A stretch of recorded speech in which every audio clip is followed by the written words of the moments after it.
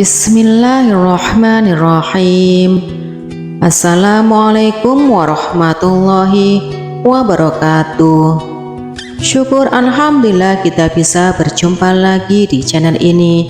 Harapan dan doa saya semoga saudaraku semuanya selalu diberikan kesehatan, dilapangkan rezekinya, diampuni segala dosa-dosanya, dan dipanjangkan umurnya. Amin, amin, ya robbal alamin. Wahai sahabatku yang dirahmati Allah, setiap manusia tentu mendambakan hidup bahagia, baik bahagia saat hidup di dunia ataupun di akhirat kelak.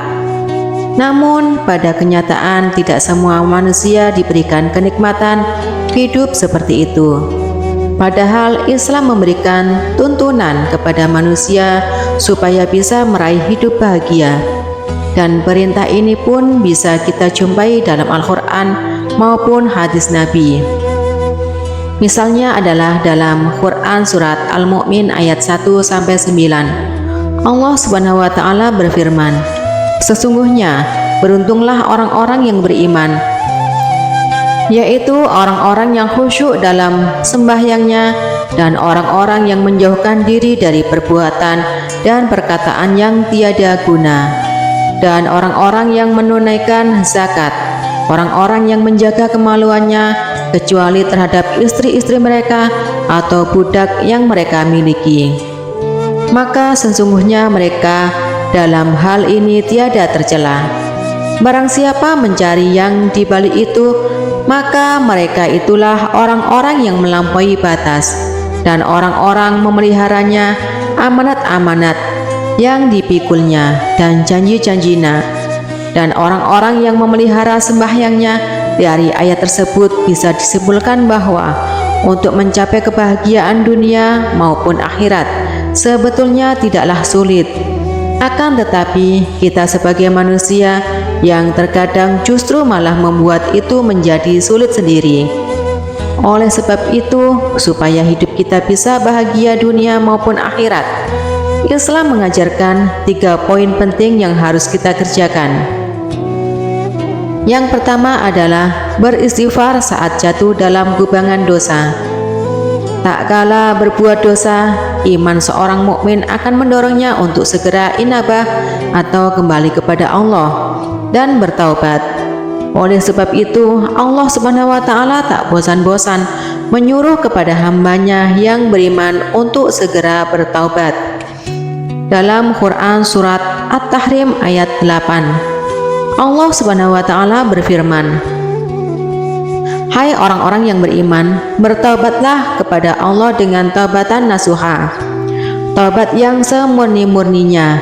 Begitu juga dalam Quran surat An-Nur ayat 31, Allah Subhanahu wa Ta'ala pun berfirman, "Dan bertaubatlah kamu sekalian kepada Allah, hai orang-orang yang beriman, supaya kamu beruntung." Dari 2 ayat tersebut bisa disimpulkan bahwa jika seorang beriman berbuat dosa, maka ia akan menjadikan imannya sebagai tempat berlindung.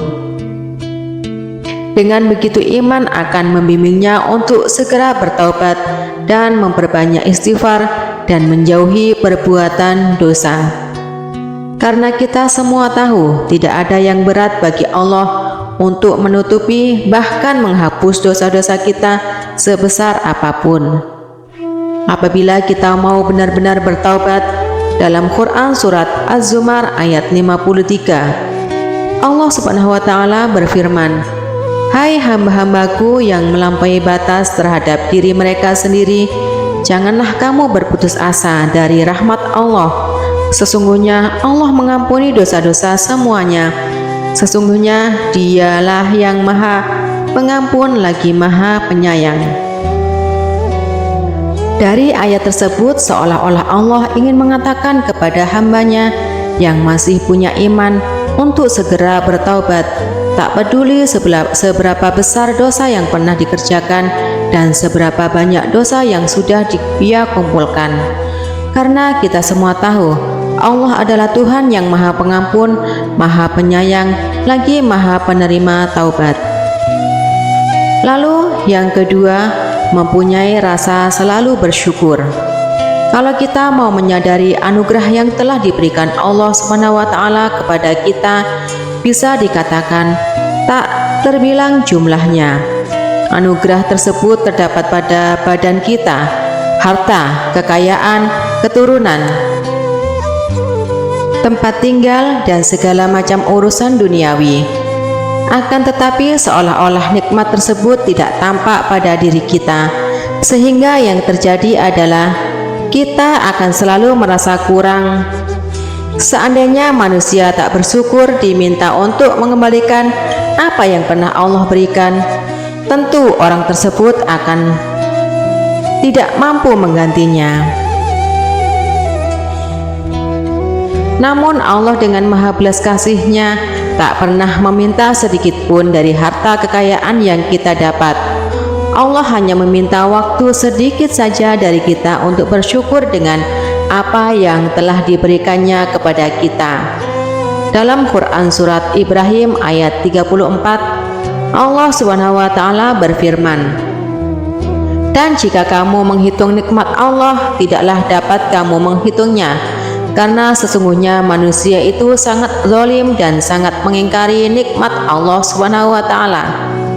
Jika kita mau menghayati makna dari ayat tersebut, kita akan menangis dan memohon ampun kepada Allah SWT, karena kita selalu menzalimi nikmat Allah yang telah diberikan kepada kita.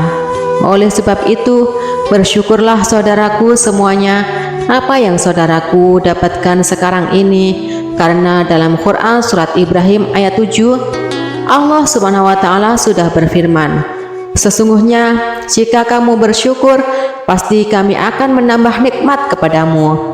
Dan jika kamu mengingkari nikmatku, maka sesungguhnya azabku sangat pedih." Dalam ayat tersebut, Allah seakan-akan ingin mengatakan kepada hambanya, syukurlah. Syukur adalah sebab bertambahnya nikmat. Oleh karenanya bersyukurlah. Namun jika kita mengingkari nikmat yang Allah berikan, maka siap-siaplah azab Allah sangatlah pedih. Lalu yang ketiga, bersabar saat diberikan ujian.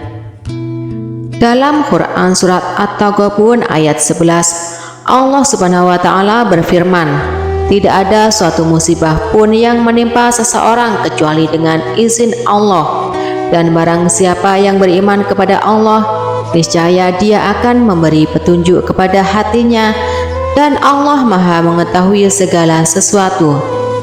Ayat itu menjelaskan bahwa bila seorang mukmin yang sedang ditimpa musibah, lantas ia menyadari bahwa musibah tersebut adalah ujian dari Allah, kemudian ia menerima musibah tersebut dengan lapang, lalu memohon petunjuk kepada Allah, maka insya Allah Allah SWT akan mengangkat derajat orang tersebut dan Allah akan menggantinya dengan yang jauh lebih baik. Rasulullah SAW bersabda, "Alangkah menakjubkan urusan seseorang mukmin itu, karena segala urusannya adalah baik baginya, dan tak ada yang memiliki hal itu selain orang mukmin. Bila ia mendapat kebahagiaan, ia pasti bersyukur dan itu yang terbaik baginya. Jika ia tertimpa musibah, ia pasti bersabar dan itu yang terbaik baginya." Hadis riwayat Muslim. Wahai sahabatku yang dirahmati Allah, oleh sebab itu, apabila tiga tanda tersebut ada pada diri kita, maka insya Allah kita akan menjadi manusia yang sangat bahagia di dunia dan di akhirat. Semoga Allah Subhanahu wa Ta'ala tak putus melimpahkan rahmat dan karunia-Nya kepada kita semua. Amin ya rabbal alamin. Demikian yang bisa saya bagikan, semoga bermanfaat untuk kita semua. Wassalamualaikum warahmatullahi wabarakatuh.